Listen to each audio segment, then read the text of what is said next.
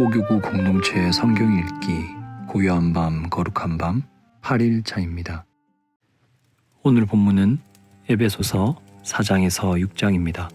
성경을 듣기 전에 부모님들은 잠시 영상을 멈추고 자녀들을 위해서 기도한 후에 다시 영상을 재생하여 함께 성경을 듣고 잠들도록 하겠습니다. 혼자 성경을 들으시는 분들도 잠시 영상을 멈추고 기도가 끝난 후에 성경을 듣고 잠들도록 하겠습니다. 에베소서 4장. 주님을 섬기다가 감옥에 갇힌 나 바울이 여러분께 권합니다. 하나님께서는 여러분을 그의 백성으로 부르셨으니 하나님의 백성답게 살아가시기 바랍니다. 항상 겸손하고 온유하며 마음을 너그러이 하여 참아주고 서로를 사랑으로 받아주십시오. 여러분은 성령 안에서 평안의 매는 끈으로 한 몸이 되었습니다. 하나가 되도록 힘쓰고 여러분 가운데 늘 평화가 깃들도록 노력하십시오. 여러분은 한 몸입니다. 여러분은 같은 성령을 받았고 한 소망을 가지고 있습니다. 우리 주님도 한 분이시며 믿음도 하나고 세례도 하나입니다. 만물의 주인이신 하나님도 한 분이시니 그분은 모든 것을 다스리시고 모든 것 위에 계신 분입니다. 그리스도께서는 우리 각자에게 특별한 재능을 주셨습니다. 그리스도께서 나눠주신 은혜대로 우리 모두는 선물을 받은 것입니다. 성경은 말씀하고 있습니다. 그가 높은 곳으로 오르실 때 사로잡힌 자들을 이끄시고 그의 사람들에게 선물을 나누어 주셨다. 높은 곳으로 오르셨다라는 말은 무슨 뜻입니까? 그것은 그리스도가 먼저 이 땅에 내려오셨음을 뜻하는 말이 아닙니까? 이렇게 내려오신 그분은 다시 하늘로 올라가셨습니다. 그리스도는 모든 것을 완성하시기 위해 다시 하늘 위로 올라가신 것입니다. 바로 그분 예수 그리스도께서 각 사람들에게 서로 다른 선물을 나눠주셨습니다. 어떤 사람은 사도로, 어떤 사람은 예언자로, 어떤 사람은 나가서 복음을 전하는 자로, 또 어떤 사람은 말씀을 가르치고 성도를 돌보는 자로 삼으셨습니다. 우리에게 이 모든 선물을 주신 것은 하나님의 백성들을 섬기도록 준비시키기 위한 것입니다. 서로 섬김으로 그리스도의 몸인 교회를 더욱 강하게 세우기 위한 것입니다. 이렇게 할 때 우리 모두는 하나님의 아들을 믿고 아는 일에 하나가 되어 그리스도를 닮은 온전한 사람으로서 성숙한 그리스도인이 될 것입니다. 이제는 더 이상 어린아이가 되어서는 안 됩니다. 파도에 밀려 떠다니는 배처럼 왔다 갔다 하거나 우리를 속이고 유혹하는 온갖 새로운 가르침에 넘어가서도 안 될 것입니다. 그들은 우리를 잘못된 길로 데려갈 뿐입니다. 사랑으로 진리만을 말하고 머리 대신 예수 그리스도를 본받아 모든 면에서 성장하도록 하십시오. 온몸이 그리스도께 붙어 있으니 각 지체가 서로 도와주어 각자 맡은 일을 잘 해내도록 하십시오. 그러면 온몸이 건강하게 성장하여 사랑 안에서 더욱 튼튼히 서게 될 것입니다. 이제 나는 주님의 이름으로 여러분에게 강하게 권고합니다.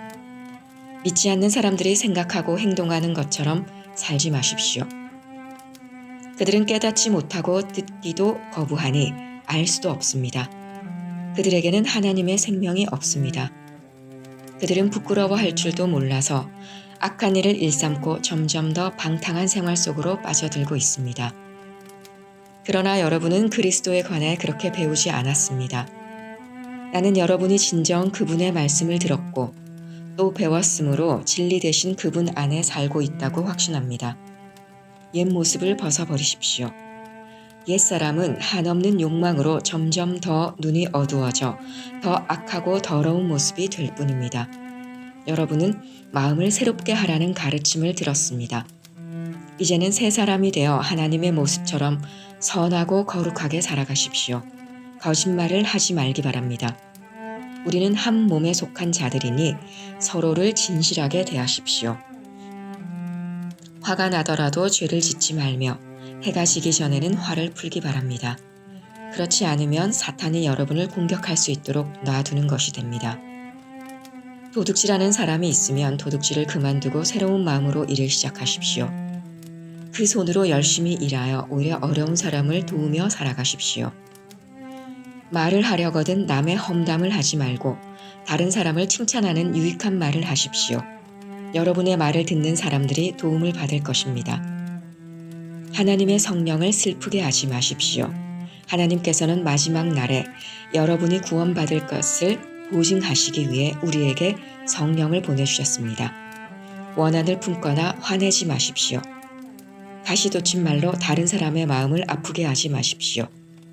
친절히 대하고 사랑과 온유함으로 하나님이 그리스도 안에서 여러분을 용서하신 것 같이 서로를 용서하십시오. 5장. 여러분은 하나님이 사랑하는 자녀들입니다. 그러므로 하나님을 닮으려고 노력하십시오. 그리스도께서 우리를 사랑하신 것처럼 다른 사람을 사랑하며 사십시오. 그리스도께서는 우리를 위해 자신을 내어주시어 하나님 앞에 향기나는 희생 제물이 되셨습니다. 성적인 죄를 짓지 않도록 조심하십시오. 어떤 종류의 악이나 탐욕도 틈타지 못하게 하십시오.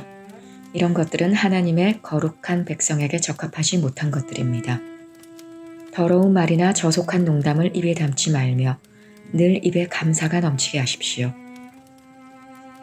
음란하고 더러우며 욕심에 가득 찬 자는 하나님 나라에 들어갈 수 없음을 알고 있을 것입니다.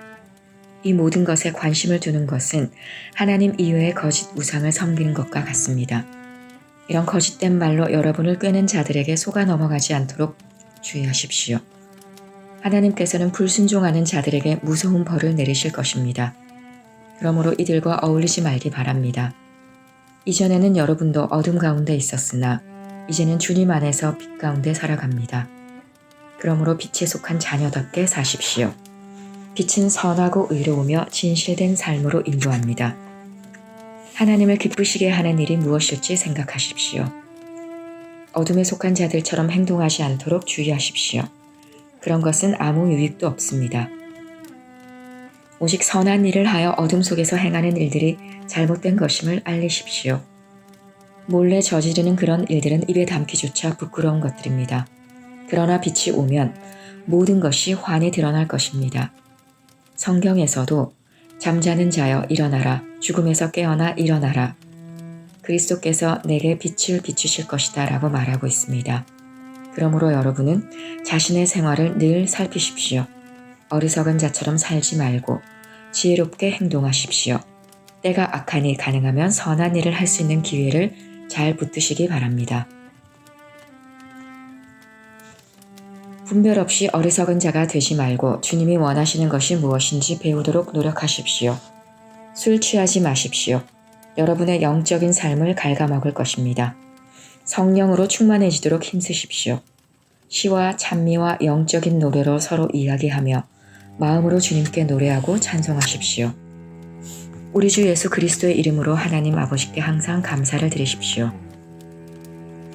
그리스도를 두려워하며 존경하는 마음으로 서로 순종하십시오.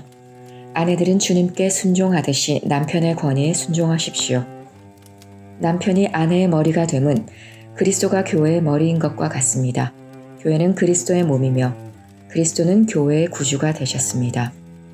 교회가 그리스도의 권위 아래 있듯이 아내가 남편에게 순종하는 것은 당연한 것입니다. 모든 일에 순종하십시오. 남편들은 그리스도가 교회를 사랑하듯이 아내를 사랑하십시오. 그리스도는 생명을 내어주시기까지 교회를 사랑하셨습니다. 그리스도께서는 교회를 물로 씻고 말씀으로 깨끗하게 하셨습니다. 마치 아름답고 깨끗한 신부처럼 교회를 깨끗하고 거룩하게 하시기 위해 그리스도께서 죽으셨던 것입니다. 그러므로 남편들은 이와 같이 아내를 사랑하십시오. 자기 몸을 아끼고 사랑하듯이 아내를 사랑하기 바랍니다. 자기 아내를 사랑하는 자는 곧 자신을 사랑하는 자입니다. 자기 몸을 미워하는 사람은 없습니다. 오히려 아끼고 돌볼 것입니다. 이것이 바로 그리스도가 교회를 위해 하신 일입니다. 우리는 그리스도의 몸인 교회의 지체들입니다.